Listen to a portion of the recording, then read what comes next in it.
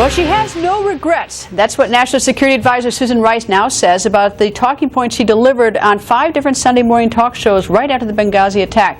Here's what she said in September of 2012. Information, the best information and the best assessment we have today is that, in fact, this was not a pre-planned, premeditated attack.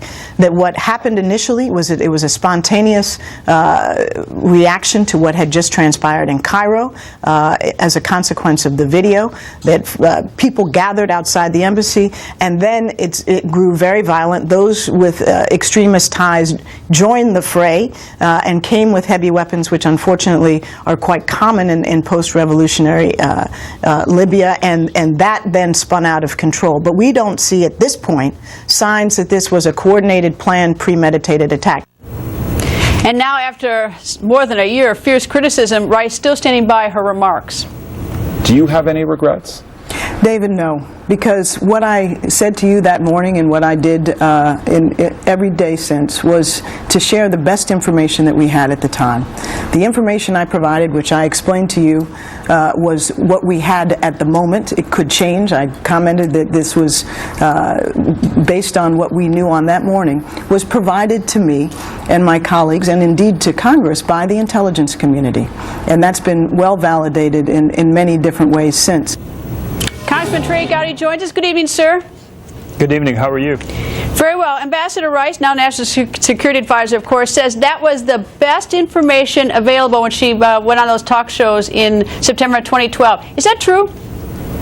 No, there is no evidence to support that false narrative of a video, not a scintilla of evidence. All of the evidence pointed exactly to what she claimed it wasn't, a pre-planned, coordinated attack. So she was fabulously wrong when she said it the first time, and stunningly arrogant in her refusal to express any regret for lying to our fellow citizens.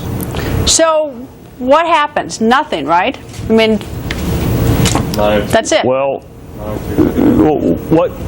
there are a couple of things that I hope can happen. I would love the chance to ask follow-up questions of Susan Rice, because David Gregory apparently did not avail himself of that opportunity. Greta, I just listened to the clip. I get tougher questions in the Bojangles drive-thru than he asked her. There's no regret about lying to your fellow citizens. No regret about the fact that in 18 months not a single solitary person's been brought to justice. No regret for misleading the families and the loved ones of those 4 murdered Americans. I can certainly help her if she is struggling to come up with an area of regret. Who did she talk to before she went on the Sunday talk shows? Did she call Hillary Clinton? Did she call Gregory Hicks in Libya? Did she do any due diligence at all? Why do you think that she said that on that day? I mean, she says it's the best information. You say that that's not true. What was the motive? I still don't get the motive for coming up with the silly video story. What was the point of that one? Well, I think the most plausible explanation is we can either tell the truth, which undercuts the narrative that the president's been engaged in during the campaign. Remember, we were in the midst of a campaign. Al-Qaeda's on the run and Osama bin Laden is dead. Well, apparently Al-Qaeda was not on the run. They were at the front door of our facility in Benghazi getting ready to kill our ambassador and burn it down. So she can either tell the truth or she can blame it on a video for which there was no evidence whatsoever, and she opted to protect her career and parrot the talking points that were provided her by the White House. You know what I regret is that, and this is what I would like to do, is I believe that in Washington, when you don't want to say something, you just stamp it classified, and then nobody gets to see it for 10, 20, 30, 50 years, whatever. I would like a really, fair analysis about whether documents associated with this in the possession of the administration should be classified, or whether the American people ought to be able to see them. I think there's a gross overclassification in this country, and I would bet that a lot of those documents would give us a lot of straight information on what went down.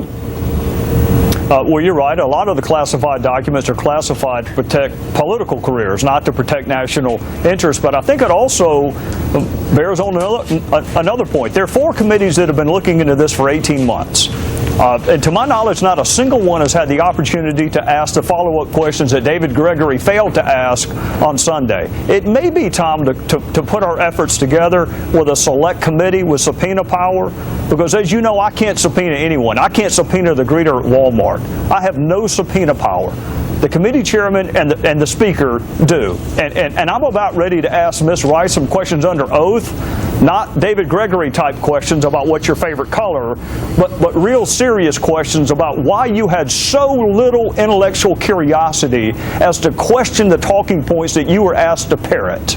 Did you ask anybody to prove to you that this was a video? Or did you just go out and parrot it?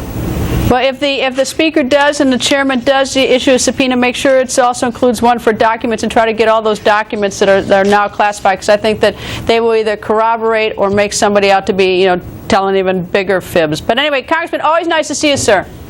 Yes, ma'am. Thank you.